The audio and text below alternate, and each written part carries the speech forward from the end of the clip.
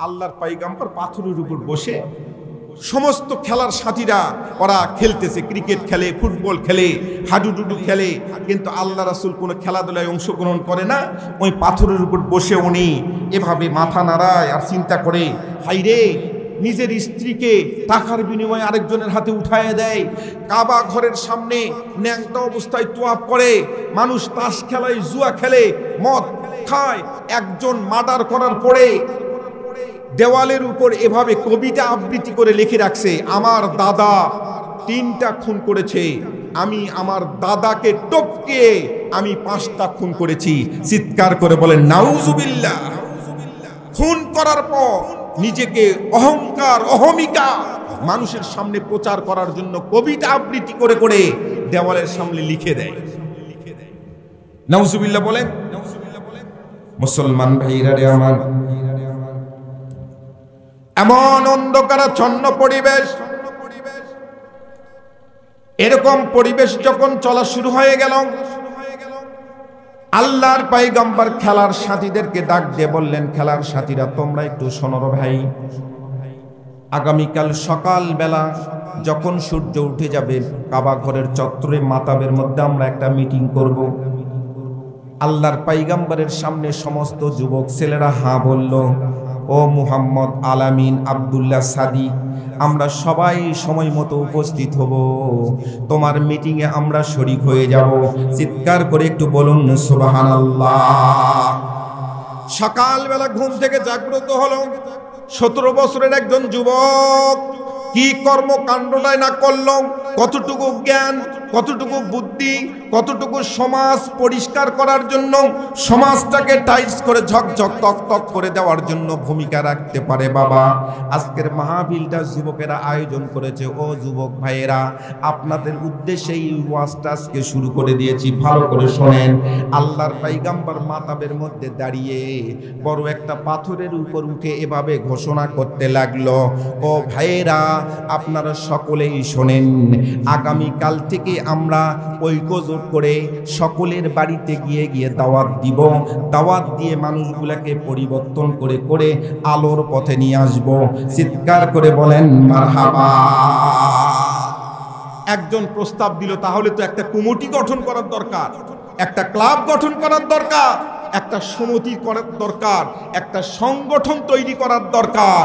আল্লাহর পয়গম্বর বললেন, অবশ্যই সংগঠিত না হয়ে, দল না গঠন করে একা একা কখনো দিন কায়েম করা সম্ভব নয়। মুসলমানদের মনের যদি পরিবর্তন না করা যায়, আগামী দিনে ইরাক শুধু ইরাক শুনেছেন, আফগান শুধু আফগান শুনেছেন, চেচনিয়া বসনিয়া শুনেছেন, ইরান শুনেছেন, কাশ্মীর শুনছেন। আজকে মুসলমান যদি মডেল চেঞ্জ করে, আগামী দিন থেকে তওবা করে, তৌহিদি পতাকার নিচে অবগাহন করে, ইহুদি নাসারা নাস্তিকের বাচ্চারা বাংলার জমিন ছাড়তে বাধ্য হবে। মুসলমানদের ভয়ের কোনো কারণ নাই। এই যে ডিসেম্বর মাস চলছে, 16 ডিসেম্বর অর্জিত হয়েছে বাংলাদেশের 30 লক্ষ মানুষের প্রাণের বিনিময়ে, হাজার হাজার মা বোনদের ইজ্জতের বিনিময়ে এই 16 ডিসেম্বর অর্জিত হয়েছে। কথা বলেন ঠিক কিনা? এই 16 ডিসেম্বরের পিছনে বাংলাদেশের মুসলমানের অবদান আছে,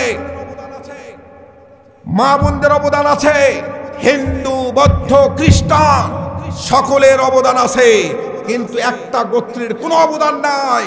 যারা আল্লাহ এবং আল্লাহর রাসূলের বিরুদ্ধে কথা বলে, নাস্তিকতা দাবি করে, এদের কোনো অধিকার নাই এই 16 ডিসেম্বর নিয়ে কথা বলা। সম্মানিত হাজিরি, আল্লাহর পয়গম্বর আলাইহিস সালাতু ওয়াস সালাম বলে দিলেন, প্রস্তাব দিলেন, ও যুবক ভাইয়েরা, বন্ধুরা, তাহলে একটা কমিটি গঠন করা হয়। এই কমিটির নাম দেওয়া হলো হিলফুল ফুজুল কমিটি। আলহামদুলিল্লাহ বলেন, হিলফুল ফুজুল কমিটি। এই কমিটির মাধ্যমে আমরা সমাজটাকে পরিবর্তন করে দিতে চাই। আল্লাহ সুবহানাহু ওয়া তাআলা এই যে দেশলাইয়ের বাক্স, ম্যাসের বাক্স, আগুনের কিতাব, আগুনের বাক্সটা আল্লাহ রাব্বুল আলামিন দিয়েছেন। আমি দেশলাইয়ের বাক্স বলি মাঝে মধ্যেই, আচ্ছা ভাই 2 টাকা দামের একটা ম্যাসের বাক্স কিনে পাওয়া যায় না?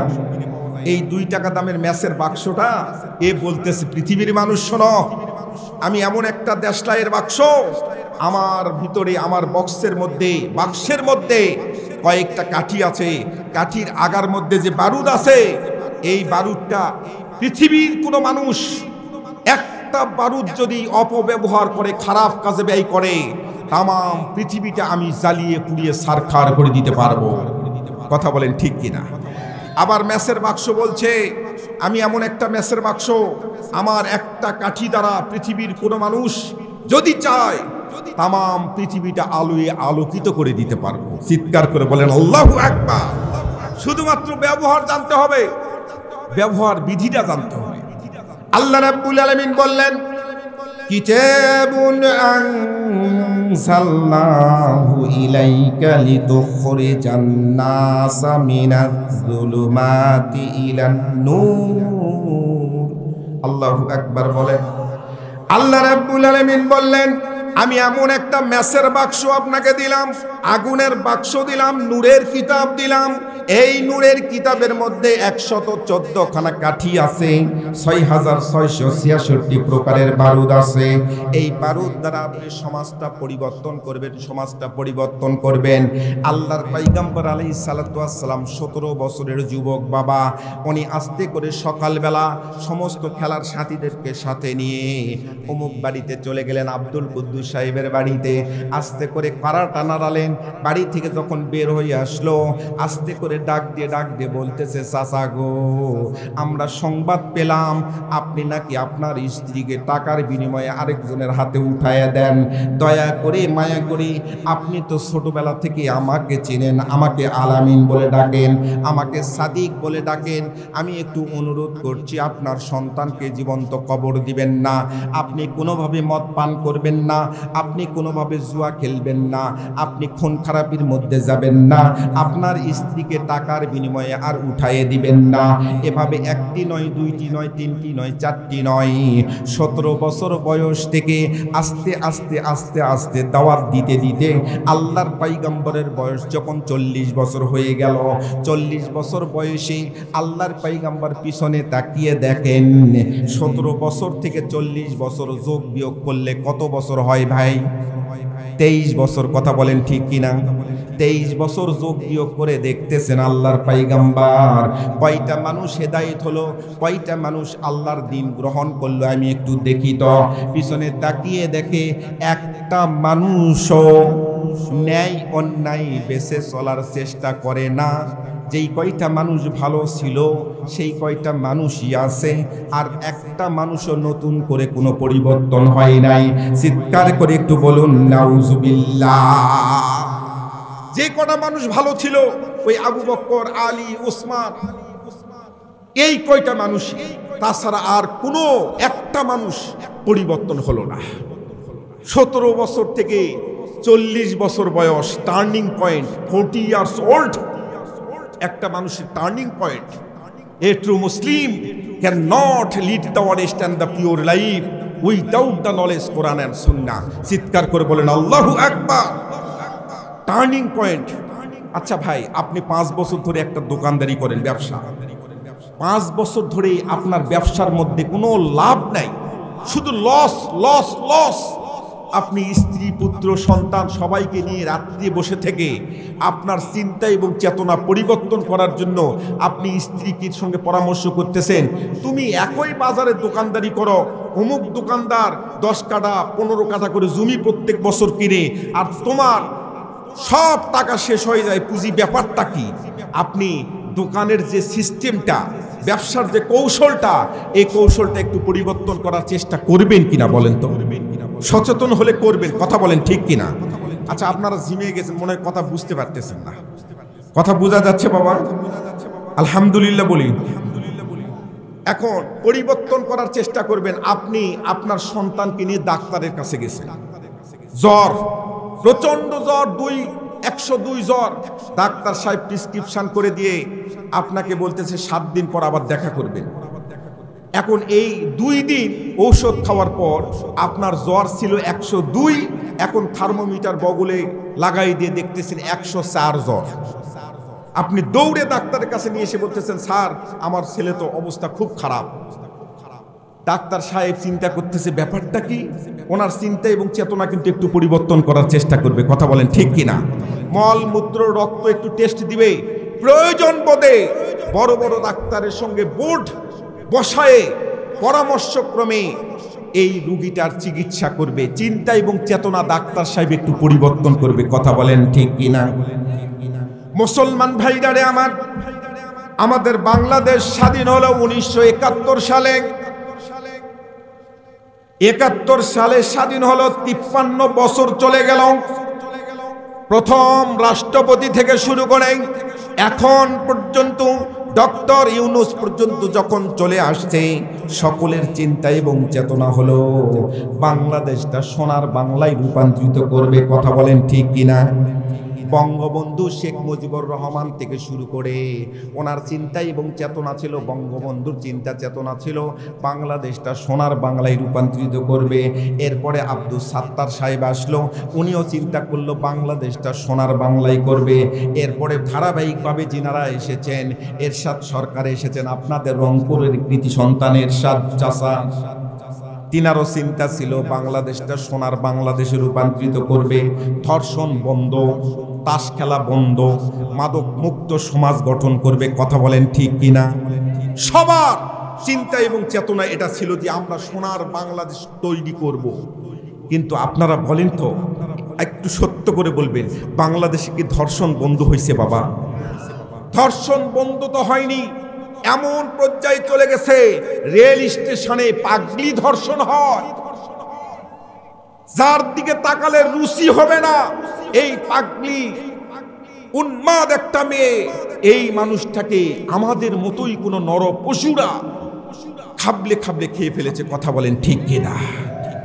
সম্মানিত হাজিরিন, আল্লাহর পয়গম্বর এইরকম একটা জাহিলিয়াতের অন্ধকারাচ্ছন্ন পরিবেশকে আলোয় আলোকিত করার জন্য, সমাজটাকে পরিবর্তন করার জন্য 17 বছরের যুবক 40 বছর পর্যন্ত চেষ্টা চালিয়ে গেল। পিছনে তাকিয়ে দেখে কয়টা মানুষ হেদায়েত হলো একটু দেখি তো। আল্লাহর পয়গম্বর পিছনে তাকিয়ে দেখে 23 বছরের জিন্দেগিতে 00000 একটা মানুষও হেদায়েত হয় নাই। এটা কি আল্লাহ রাসূলের দোষ, আল্লাহ রাসূলের চেষ্টার দোষ? সম্মানিত হাজিরিন, না। নিয়ত এবং পদ্ধতি খুব ভালো করে খেয়াল করবেন। নিয়ত এবং পদ্ধতি দুইটা জিনিস, ভিন্ন জিনিস। নিয়ত ভালো, আল্লাহ রাসূলের নিয়ত ভালো, সমাজটাকে পরিবর্তন করবে, কথা ভালো করে বুঝেন। বঙ্গবন্ধু থেকে শুরু করে আজ পর্যন্ত ডক্টর ইউনূস পর্যন্ত সবাই চাচ্ছে বাংলাদেশটা সোনার বাংলায় রূপান্তরিত হোক। নিয়ত ভালো, নিয়ত ভালো সবার, কিন্তু পদ্ধতি ভিন্ন জিনিস। নিয়ত এক জিনিস, পদ্ধতি আরেক জিনিস। এটা একটু বুঝাই দিলে ভালো করে বুঝবেন। আপনার শাশুড়ি আসছে আপনার বাড়িতে বেড়াতে। কে আসছে? কথা বলেন কে? শাশুড়ি। শাশুড়ির কপালের মধ্যে একটা ফোড়া বের হয়েছে, ফোড়া। রংপুর মেডিকেল কলেজ হাসপাতালে নিয়ে গেছে, ডাক্তার সাহেব প্রেসক্রিপশন করে দিয়ে বলেছে এই ফোড়ার উপর যেন মাছি না বসে। কপালের উপর দিয়ে একটা ফোড়া বের হয়েছে, ফোড়া পর্যন্ত মাছি যেন না বসে। এখন বাড়িতে নিয়ে আসার পরে আপনার শাশুড়িকে বেড রেস্টে থাকতে দিয়েছে, ঘুমাইছে। ঘুমন্ত অবস্থায় একটা মাছি, ভোমরা মাছি, টয়লেটে যেটা থাকে, এই ভোমরা মাছিটা গুনগুন গুনগুন গুনগুন করে গান গায় আর ওই ফোড়ার উপর বসার চেষ্টা করতেছে। কথা বোঝেন কিন্তু, ফোড়ার উপর বসার চেষ্টা করতেছে। আপনি কিছুক্ষণ ধরে বাতাস করছেন, পাখা দিয়ে বাতাস করছেন, কোনোভাবে ও যায় না। এখন আপনি মনে করতেছেন আচ্ছা ওই বসুক।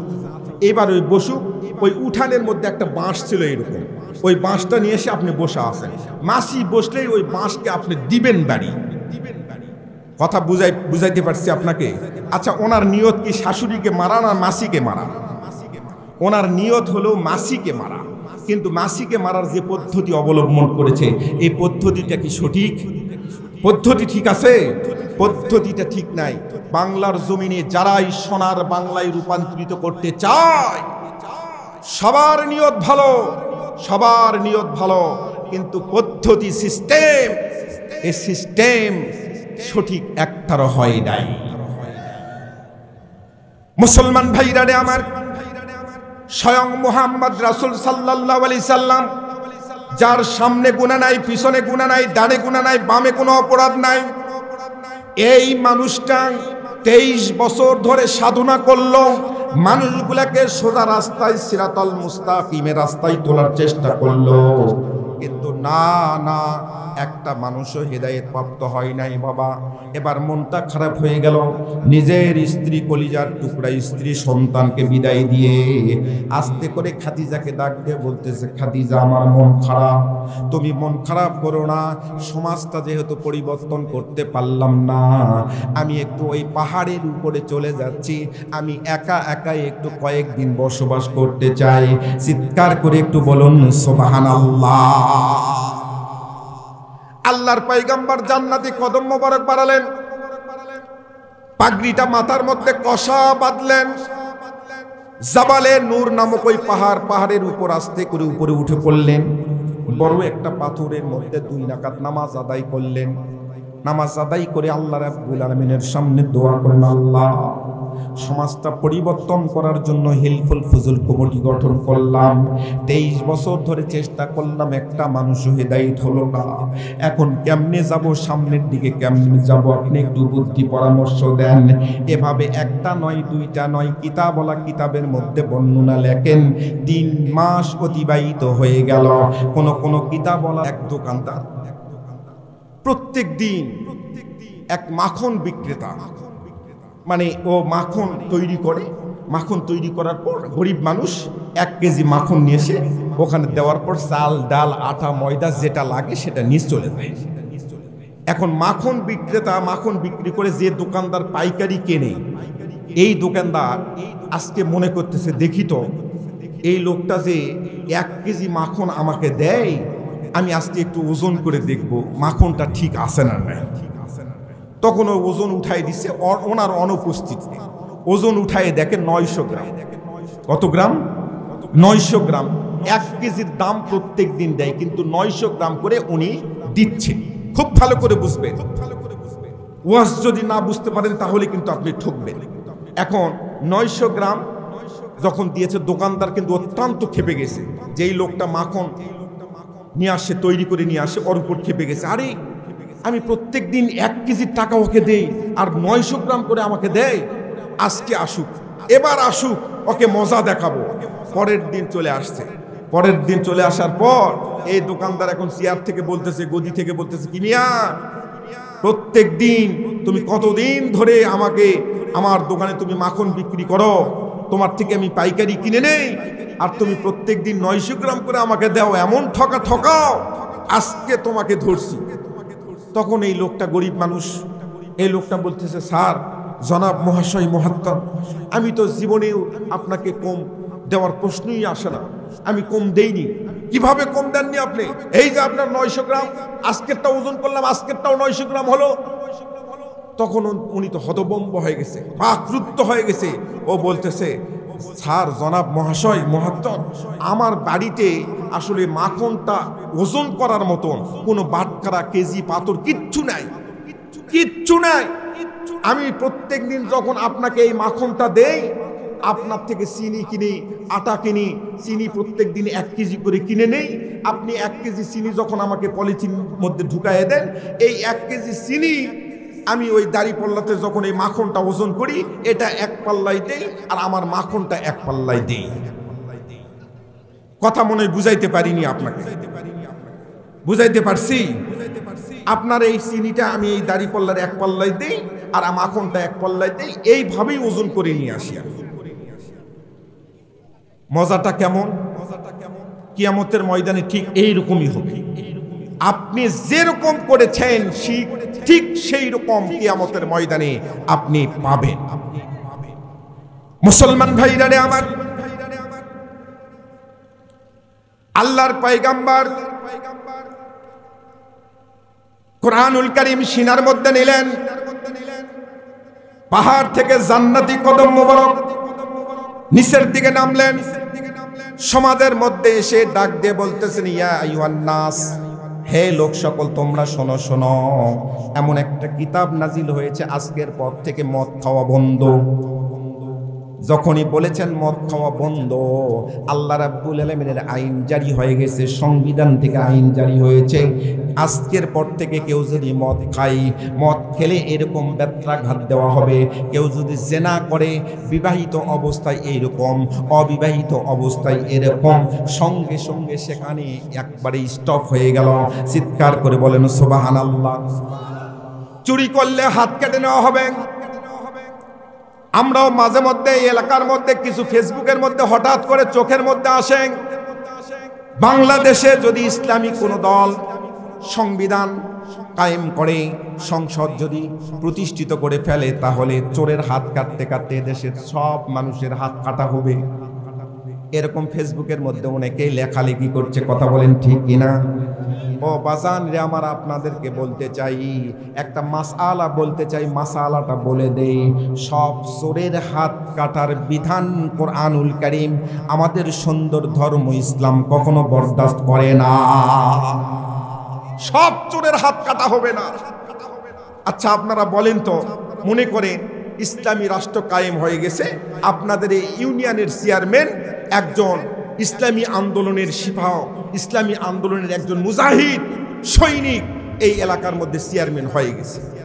এখন চোরের হাত কাটা হবে, এই যে চুরি করলে চোরের হাত কাটা হবে, ওনার স্ত্রী যাওয়ার সময় ওনাকে বলবে, শোনো সোহাগের আম্মা, তাড়াতাড়ি বের করে দাও, ভাত দাও, আমার চেয়ারম্যানের অফিসে যেতে হবে, আমি চেয়ারম্যান এলাকার মধ্যে।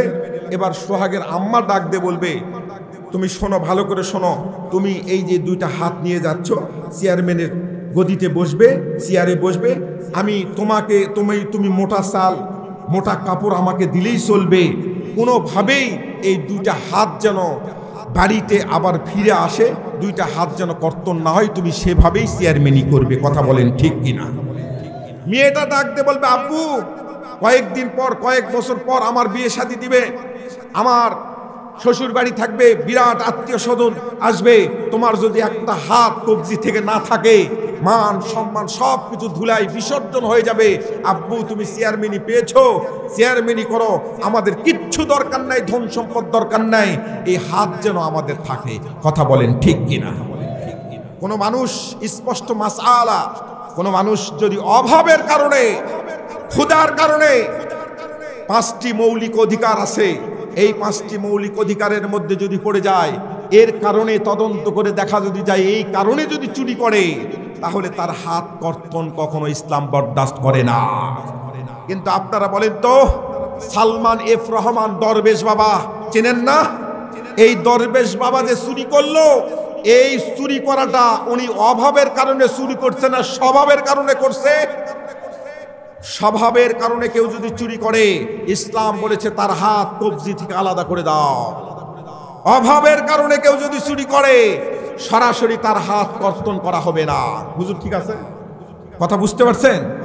অথচ আমরা ফেসবুকে অনেকেই লেখালেখি করছি, ইসলামী আন্দোলন, ইসলামী কোন দল যদি সরকার গঠন করে, তাহলে এ দেশ থেকে হাত কাটতে কাটতে কাটতে কাটতে সবার হাতের কবজি শেষ।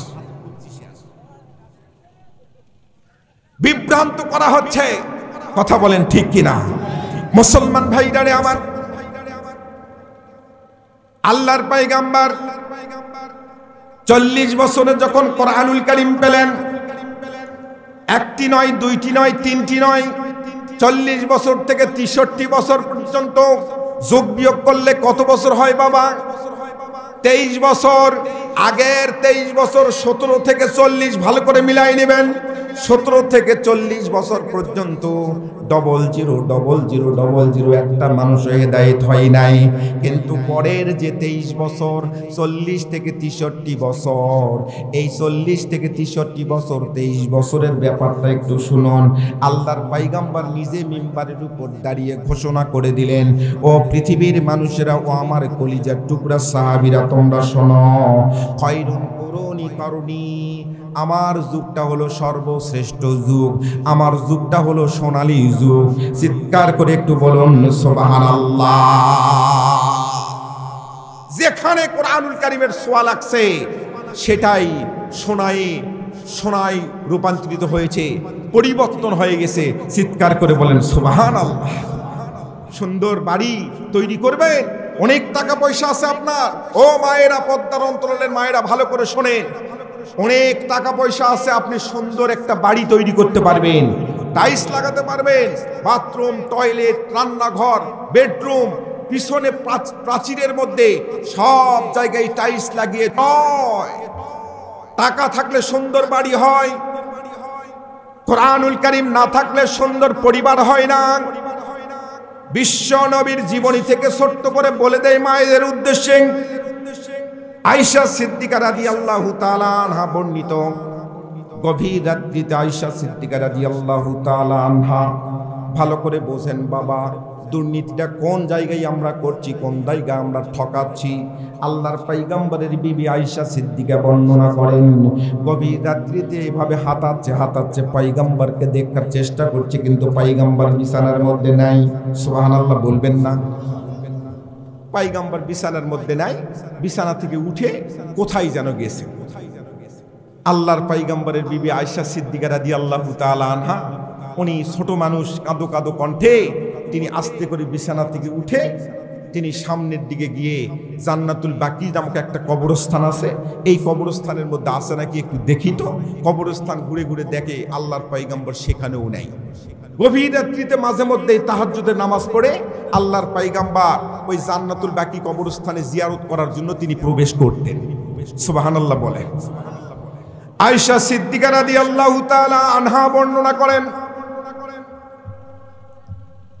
ঘরের দরজা যখন খুলে ঢুকলাম, হুজরাখানার মধ্যে ঢুকলাম, হঠাৎ করে লক্ষ্য করে দেখি ঘরের দরজা খোলার সঙ্গে সঙ্গে কে যেন ছোট বাচ্চাদের মতো হাউমাউ করে কাঁদতেছে, ছোট বাচ্চাদের মতো হাউমাউ করে কাঁদতেছে। এই দৃশ্যটা দেখে অন্ধকারের মধ্যে আস্তে আস্তে করে আমিও চলে গেলাম।